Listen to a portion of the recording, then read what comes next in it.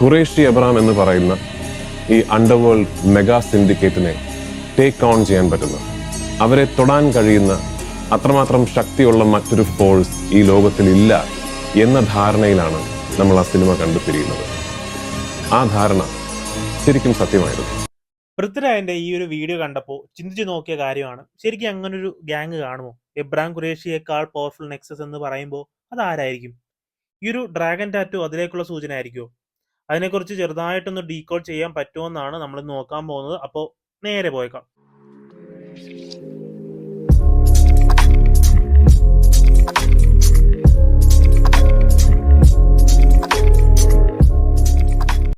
Abraham ഖുറേഷിയേക്കാൾ powerful Nexus എന്തുകൊണ്ട് ഉണ്ടായിക്കൂടാ?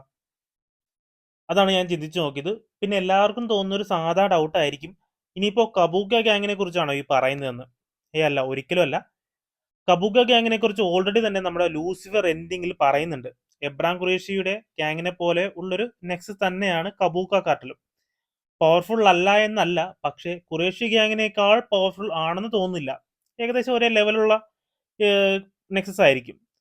കബൂക്ക ആരാണെന്ന് already തന്നെ നമുക്ക് പോസ്റ്ററിലൂടെ റിവീൽ ചെയ്തിട്ടുണ്ട്. റിവീൽ ചെയ്യാത്ത ഒരു പോസ്റ്റർ എന്ന് പറയുന്നത് ഈ ഒരു പോസ്റ്ററാണ്. ഈ ഒരു ഡ്രാഗൺ ടാറ്റു സിമ്പിൾ പുറകിലുള്ള ഈ ഒരു പോസ്റ്റർ.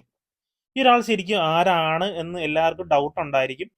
ഖുറേഷിയേക്കാൾ പവർഫുൾ എന്ന് പറഞ്ഞത് ഈ ഒരു ക്യാരക്ടർ ആയിരിക്കും ഇനി. ഒരുപക്ഷെ ലൂസിഫർ സിനിമയുടെ ക്ലൈമാക്സിലാണല്ലോ കബൂക്ക കാർട്ടലിന്റെ കാര്യങ്ങൾ പറയുന്നത്. അതുപോലെ എമ്പുരാന്റെ ക്ലൈമാക്സിലായിരിക്കും ഈ ഒരു റിവീലിംഗ്.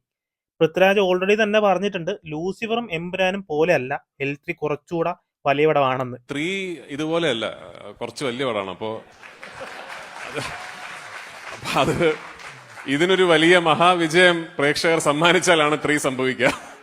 മേ ബി അതായിരിക്കും ഫേസ് റിവീൽ ചെയ്യാത്തത്. കുറെ ഡീകോഡിങ്ങും കാര്യങ്ങളൊക്കെ വരുന്നുണ്ട്. കുറെ പേര് വീഡിയോസ് ഒക്കെ ഇട്ട് എഡിറ്റ് ചെയ്ത് ഹൈപ്പ് കിട്ടുന്നുണ്ട്.